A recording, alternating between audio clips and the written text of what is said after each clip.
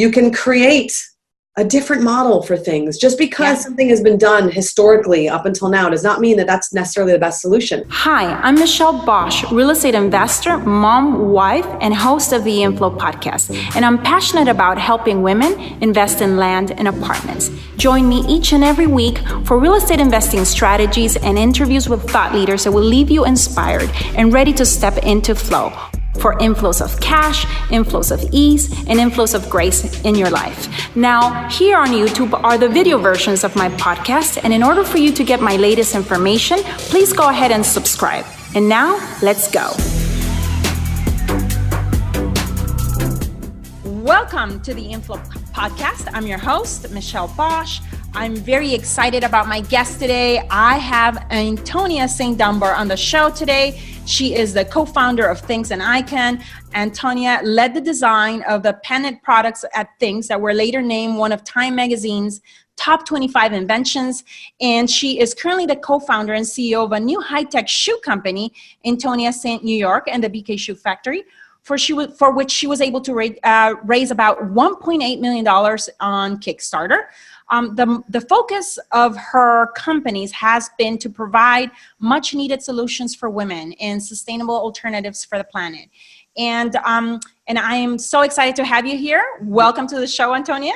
Thank you so much for having me. I'm delighted to be here as well. Yes, I was so impressed, when I was reading, you're called the feminist genius by the press and nominated to be, on the Women's 2.0 list as top founders to watch, disrupting a shoe industry of $28 billion. But before I get into that, into inflows of cash and so on, let's start talking about inflows of creativity.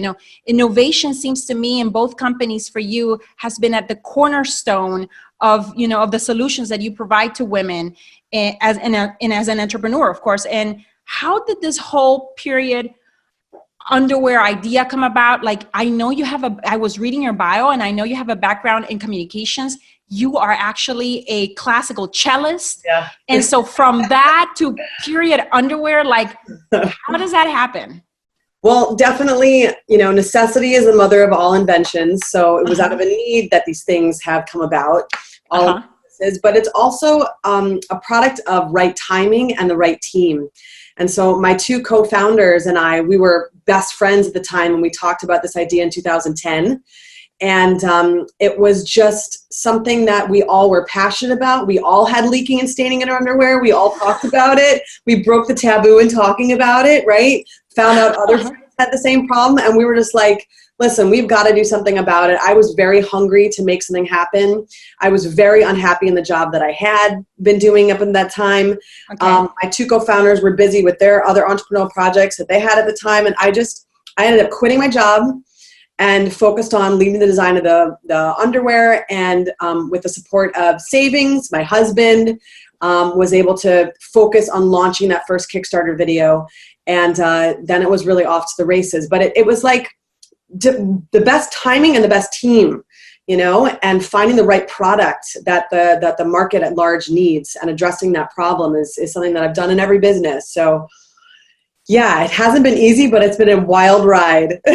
So from idea to actually, oh my gosh, how do we actually get, a prototype? How do we actually, get funding? How do I build my team? Like what were the first things that you guys did? I know there's, three ladies working together. How did you guys, divide the work? Like, how did that partnership, what magic needed to happen in that partnership in order for this to come about?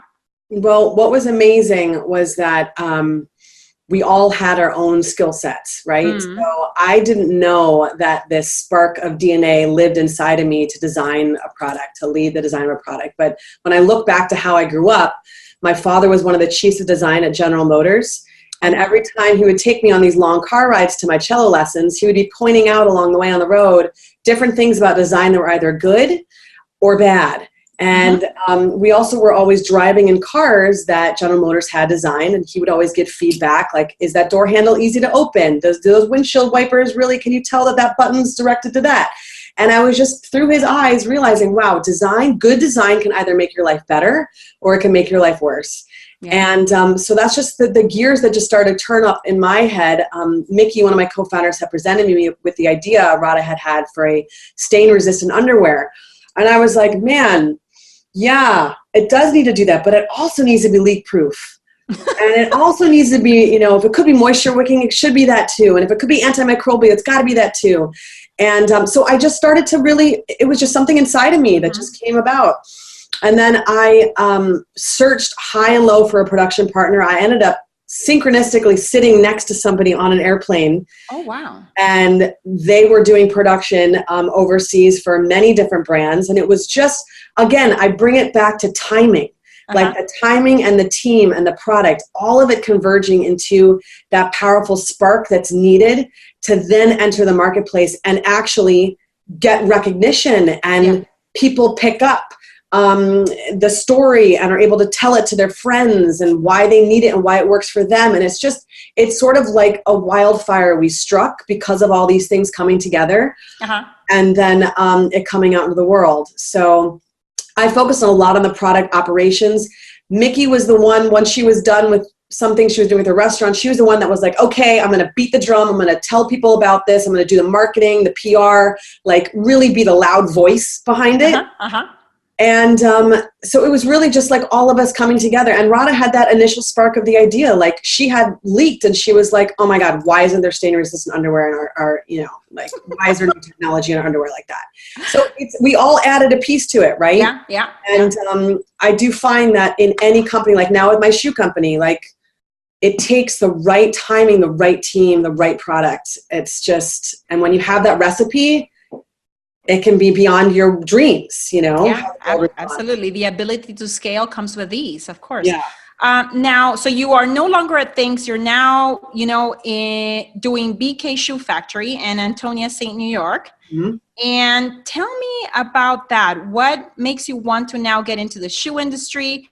Which, by the way, like I was telling you earlier, I am so happy. I'm always mesmerized looking at other women, in their beautiful shoes. I'm very pragmatic, so I always go for comfort, which usually doesn't translate into beautiful shoes. So, but I definitely do secretly admire them. So what makes you get into shoes? So I had won for THINX, free office space on the very far west side of the city. And it's actually where we still have our headquarters to this day. Okay. And I had to do a 10, 12, 15-minute walk sometimes, depending on the shoes that I wore, to that space because it was all the way. No train went there. And I was like, my shoes suck. They suck. Mm-hmm. And I was down to one pair of shoes that I knew I could depend on that would get me through day and night. And they were cute enough. And I had about 50 pairs of shoes in my closet, but that was the only pair I wore, and I was very frustrated. So once again, I started to think, okay, how can this be better? And I started to research that really a lot of these shoe designs, like someone like Christian Louboutin says, I don't even design for the women, I design for the men. Yeah. It's like these designs need to be reclaimed by us women, because I know many feminists, many women love a high heel, actually. Yeah. Yeah. But they're incredibly painful. You cannot even stand in them, much less walk, okay? So I was like, I would like to reclaim a classic silhouette heel. And I also would like to reclaim the classic flat. Flats don't have a lot of comfort for us either. So I started to sketch out the idea, started to think about all the pain points that I personally had. And then I ended up finding a shoemaker who was a woman, happened to be a woman in Brooklyn, Keiko. And she has a shoemaking school as well, Brooklyn Shoe Space. And I went to her for a class, brought her my idea. And then she said, you know what? I have an industrial designer on my team and my father, industrial designer as well, right? So I was like, oh, this would be great. And shared my idea with them. Rebecca was the industrial designer's name. She ended up taking those ideas and hand skiving, I actually have one here, hand skiving my first insert and addressing all the pain points that I had. And then we made our first ever shoes. And then I was like, okay, now that I know what this shoe's perfect for me, what about the rest of the world? Like, because I don't know feet like I know periods. Like periods I know. But feet, everyone's got different feet. Yeah. There's so many different types of feet out there. So I ended up consulting with Dr. Suzanne Levine, who is a very well-known podiatric surgeon on the Upper East Side. She deals with very high-profile clients. People fly in to see her. She's incredible what she does. And she helped me realize, okay, there's a couple other things we should add. She said, the sesamoid joint right underneath the big toe, there's a bone. She has to shave those down for women because they're pounding on the balls of their feet, and it leads to bone spurs and like major chronic problems for us.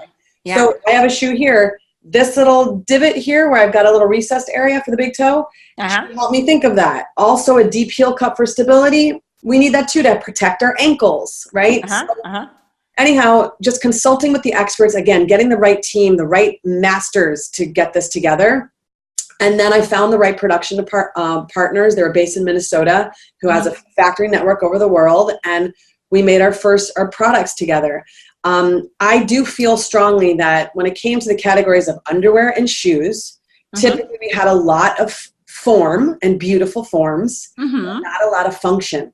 Yeah. Actually no function in the marketplace. Like now you can find THINX at like Selfridges and Nordstrom's. I mean, it's amazing. Yeah. We've changed the conversation about this and actually are addressing it with a real solution for women. Similar to heels, if you look anywhere in the city, like we live in New York City here, women are consistently wearing, sneakers with their dresses. They're always have a second pair of shoes, to change. Exactly. A second pair of shoes. We're going out to an event that day and you want to be presentable. But really, I just wanted to take sneaker-like technology and put it into a shoe that had a classic silhouette. And I did that. And, I just want more solutions for us women. I'm done with accepting the norm of something's got to be beautiful but not function. Yeah, exactly. Yeah, and I actually wanted to ask you about, your focus on the 3 C's, which you've already started talking about, comfort, construction, and customizing fit. And in customizing fit, I can see how, you can disrupt an entire industry because all feet are different. So how are you doing that last C? Yeah, so we have, I don't know if I have one here in my office. I don't have one. Oh, no, I do. So I'll tell you first. So basically we found out the orthopedic associations have discovered from dealing with so many feet over time that 60% of us have 2 different size feet. So even our own, no matter like everyone's feet are different, we even have different feet. So I am one of those people. I have a size 8 left foot that's slightly wider, so I'm like a C width. And then my right foot is a 7.5 B, so a standard width. But I can't buy 2 pairs of shoes and make my own pair, right? And so wouldn't it be great if we could do that? So really quickly. Sure, no worries. We solved this by disrupting the production model and the fulfillment model. So we have a split shoebox. So you're able to order a separate left and a separate right and make your own customized size. You'll see when you go to our website, it's very non-traditional. You select the size, the length, 7.5, 8, whatever. And then you select the width for the left shoe. And then you select the length and the width for the right shoe. And you put it together into your own pair. And having a split shoebox enables us to do that. Also really good production methods. So one thing I do love being here on the planet now is that you can create a different model for things. Just because something has been done historically up until now does not mean that that's necessarily the best solution. So oftentimes women, 88% of us really don't know our fit. Yeah. I was going to say that because right now, if I was to go to the website right now, and because I'm fascinated now, but I do notice that one foot usually, a shoe will be tighter than the other. And I always attribute, well, that was a sample, the floor sample, and, other people have worn it. But how do I know what to order when I get to the website? Like maybe you might be one of those 60%, but we do have a fit survey on the website that directs you through some questions that can guide your best fit. We have fit specialists on the team here that can talk to you about, okay, does one shoe normally give you a blister? Does one shoe normally wobble when you walk? Like put on your shoes and give me some feedback. We do have fittings in our Long Island City showroom where people can come in and get their feet measured. Because honestly, like when is the last time we've done that? Probably when we were like 15, maybe. Yeah, a child, maybe. Right. And so, and we also do have a good, easy exchange and return. So you can try a pair. We have many women actually say the left fit's amazing, like a glove, but the right is a little tight or it's a little loose, and they can send just that one shoe back, and then we'll send them a new shoe. So it's just, you kind of figure out through trial and error too, like what's your best size. Yeah. And wonderful. Yeah. So now let me switch a little bit of gears and talk about, inflows of cash. So you were able to raise $1.8 million on Kickstarter in just 40 days. And this is for BK Shoe Factory. And Antonia Saint New York, just for Antonia Saint New York. Just for Antonia. Okay.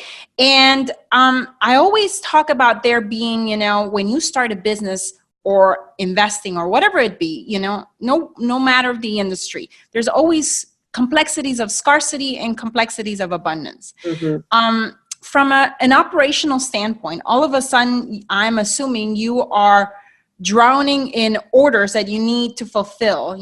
How did you prepare for something like that? I mean, I know you had already, under your belt the experience of THINX, but this is something completely different. It's shoes. So how were you able to bring some of your prior knowledge along, or what did you have to improvise or on the go, be spontaneous, be in the flow, and to try to make things happen? Let me tell you, it was a crazy time because just like with THINX, I chose the lucky number of raising $50,000, which is the same number I raised for THINX with my team. And we hit that within a matter of hours. Uh-huh. I was like, oh my gosh, what does that mean?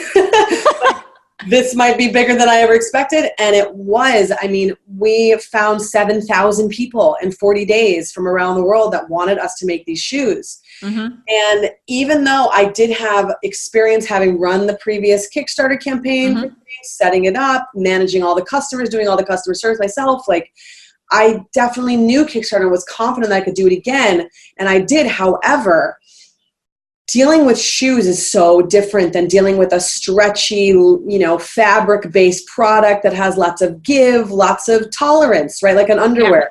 Yeah. And we also, in the end, only made, I think, for $50,000. We raised like $64,000 on THINX. So I really only had to, at the end of the day, make like 1,200 pairs of underwear. I think we did our first pair, minimum was like 3,000 pairs of each style. Mm-hmm. Okay. But with the high heel, Mm-hmm. I all of a sudden was faced with making 7,000 pairs of shoes, and shoes that I had only prototyped, which is what Kickstarter is great for. You have an idea, you bring it out into the marketplace, you say, listen, I've got this idea, it works in this one rare form, but now I want to bring it out to the masses, help me do that. So it was definitely a challenge because people didn't understand that Kickstarter wasn't a store.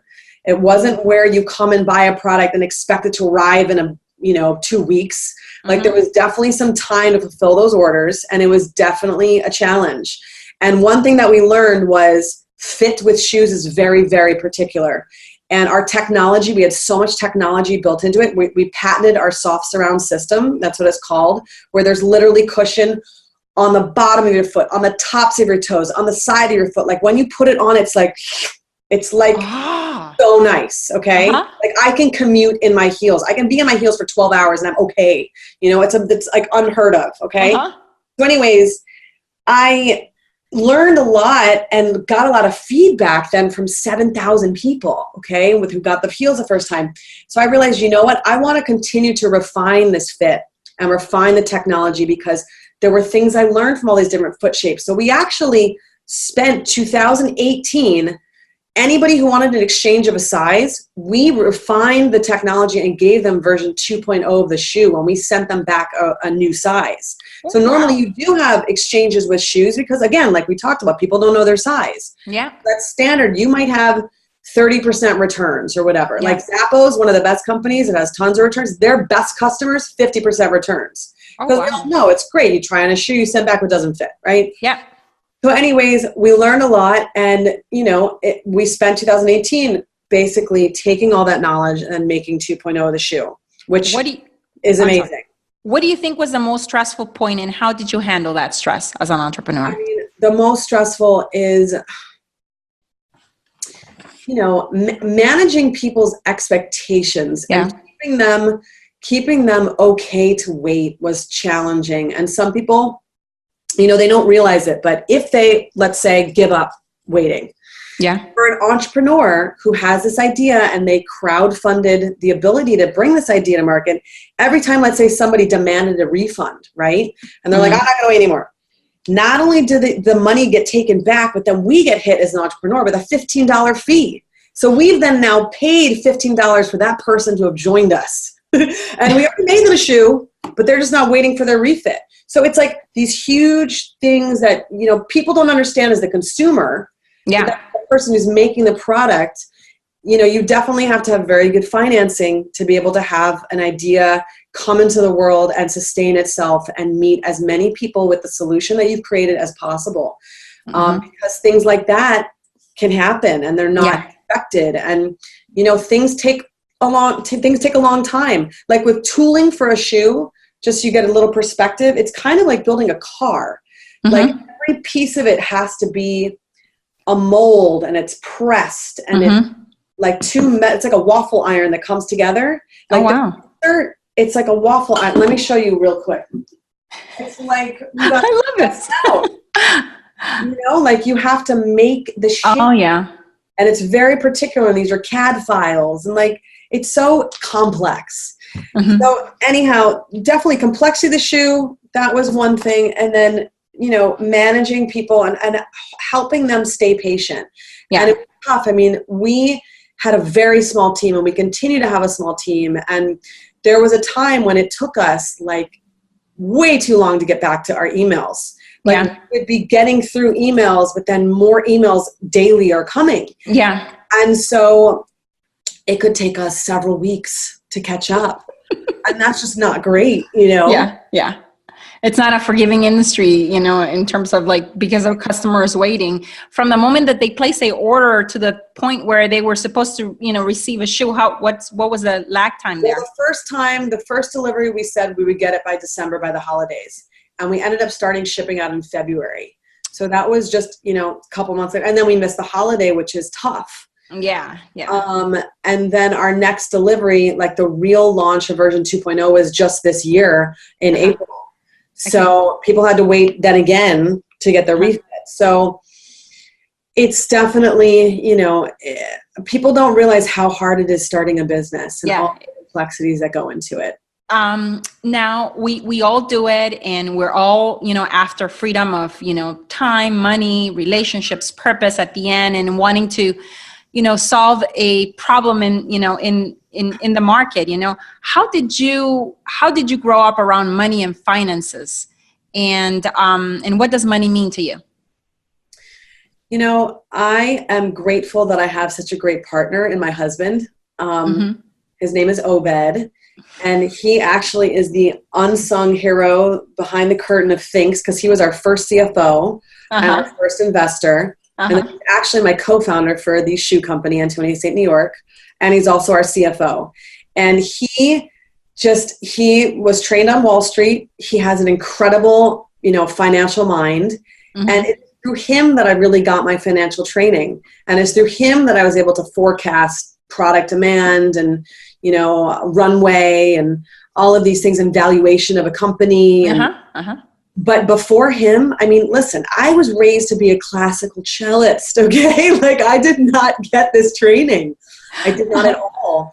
And with THINX, I learned a lot from Miki, my co-founder, who got finance. I think she took like a year-long course or something like that to study like investment banking. And she was an investment banker, like I think the first, I don't know, couple years when she graduated from school. So, you know, my parents, I learned from them what not to do. I learned like how important it is to save. How important it is not to fall in love with everything in a store and buy it all at once. Like my mother would do, you know, like I learned things not to do. Yeah. And I do think that spending money on experiences and not just things really adds to your long-term happiness. Like too many possessions is actually very complicated and complicating for your life. Yeah. So I guess I had, you know, college came later in life. And having a company.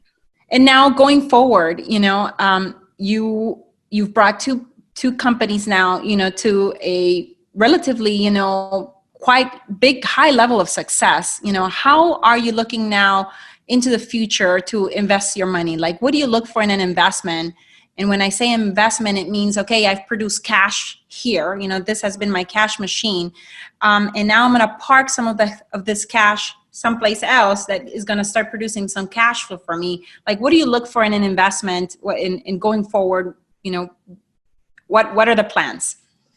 So once again, I do lean on my husband for that, because little additional bit of history on him. He actually went to medical school and he got trained to be a doctor, but he ended up helping one of the doctors he was working with launch a biotech.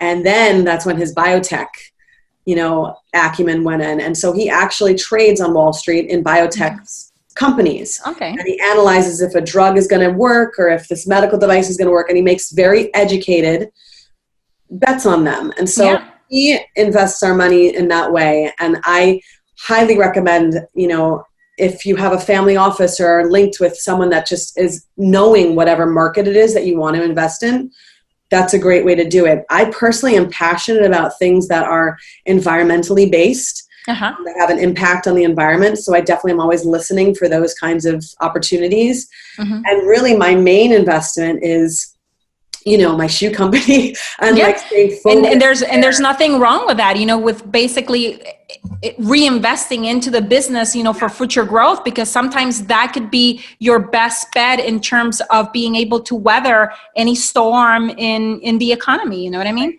Because like in the real estate business, we are talking about, a recession here in the not too very far future, and how will that affect, our, $10 to $15 million purchases. We invest in large apartments, and how is that going to go down, and how are we going to prepare, from a long-term debt and being able to, service our investors and produce returns for them and so on. So yeah. And sometimes, the best bet is your business. And we're like, okay, well, if we're buying an asset, because each of these apartments are like a little business that we know that we can manage very efficiently, that we know that we can, increase rents regardless of what's happening in the economy, we're going to be okay, and we continue reinvesting into that one asset, getting, a new roof or better landscape or grounds, renovating the interiors, and we pour it back out into the,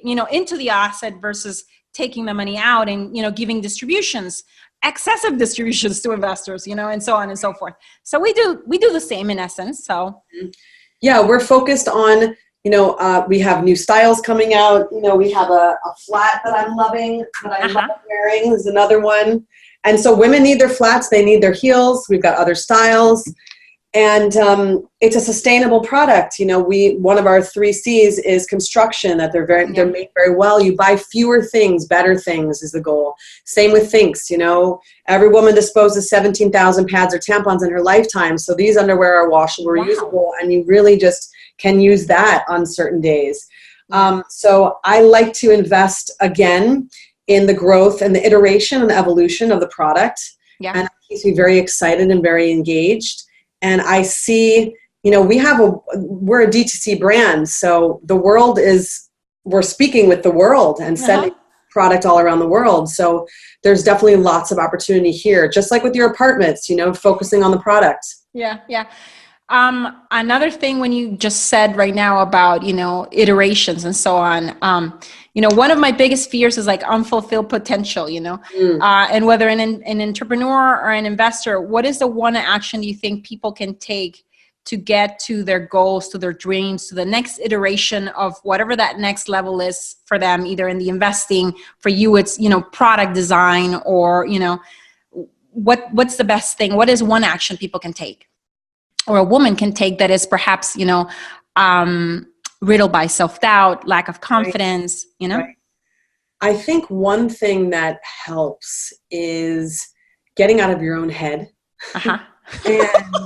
And as entrepreneurs, it can be very isolating, or as investors, or whatever it is that you're doing, like on your own.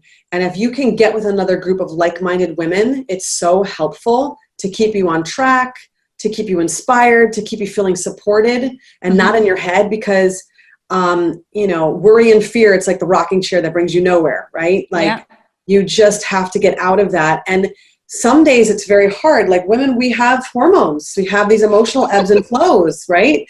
So how do you get through those valleys and keep going. One thing that really is helpful is just try and do something productive every day. Like, even if it's just that one email, like maybe you're having such a bad day, just do that one email. And what I find is that when you do that one little action, it inspires you then to do the second little action. I know. You get into this flow of, okay, now I can keep going. And now I'm out of my head and I'm into movement.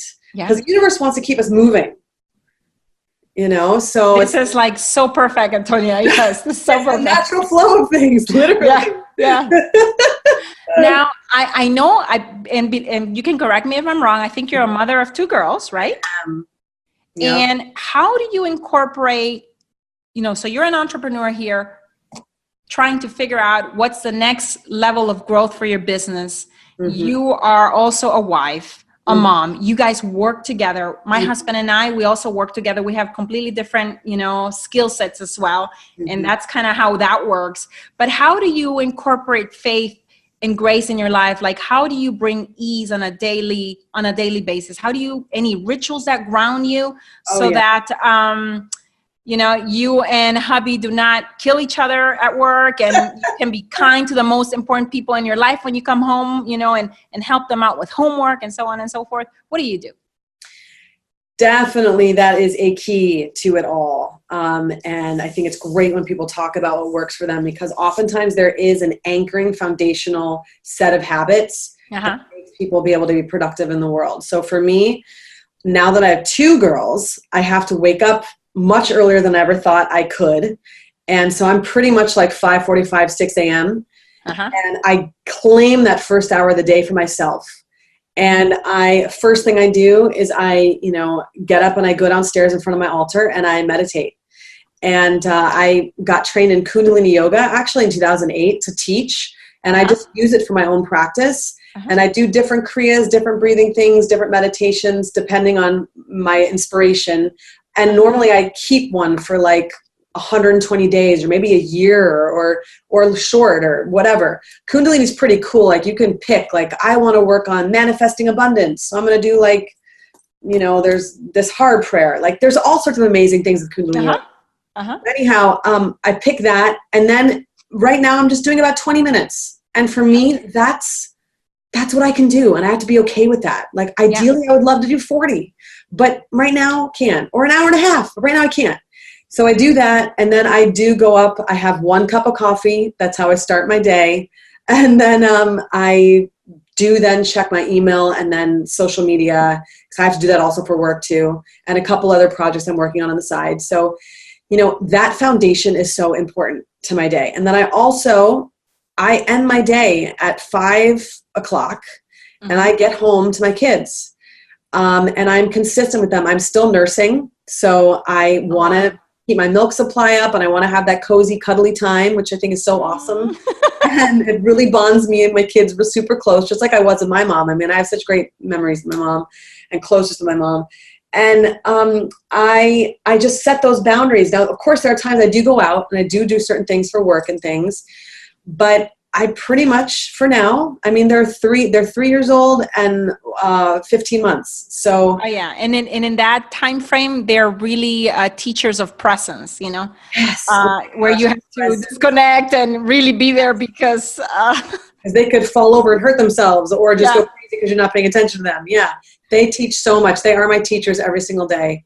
So definitely that. And then also one thing I think more women do need to talk about and realize is that I am here right now, even with you, because I do have help and a caregiver at home. Yeah. I don't have family here. Yeah. And if it wasn't for a caregiving team, right, that makes it happen, I mean, children are supposed to be raised by their aunties and their grandma and their, whatever, like the family, the friends that are nearby. And so if you don't have all of those people close by, then yes, a caregiver, having someone, having a daycare, whatever you need that. So you can't do it all alone. Definitely team, again, makes things possible. Yeah, absolutely. What would be one final piece of advice for women either starting out or that are already successful? One piece of advice for women already starting out or already successful. Gosh, you know what? This is what came to me intuitively, so I'll just share it. It's kind of deep though. I feel like on this planet at this time, we need more mama bears, okay? And women with or without children, we're all mama bears, okay? Yeah. To take this human life and use it to its utmost potential, and help in whatever ways you can in your community, and whatever ideas come to you intuitively of how you can serve, and try and be as clear and open and grounded of a vessel as you can to be able to do the work that this planet needs you to do. And so for me, I mean, with the exception of that one cup of coffee, this is what you got. And like, this is what I work with, you know? And I just think that the more we can serve in that way, like a clear, grounded, present, peaceful way, the more we can really change this planet for the better. Because I will tell you, the women are being called right now. Like they are being called, and we need to set the ship right because we've gotten out of balance. Look, they took our underwear away. They took our high heels away. We're bringing it all back. That's just one little example. But you know what I mean? Yeah, absolutely. Yeah. Like even they've tried to control how we give birth. Like they've just been doing so many things. This whole patriarchal imbalance. We got to bring it back in balance, and us women need to help each other do that. It's up to us, support each other. Absolutely. And how can anyone listening right now support you, help you, and how can we go and start shopping? Yes, absolutely. The website for the shoes is Antonia Saint, SAINTNY for New York.com. AntoniaSaintNY.com. You can find me on Instagram, Antonia Saint Dunbar. Okay.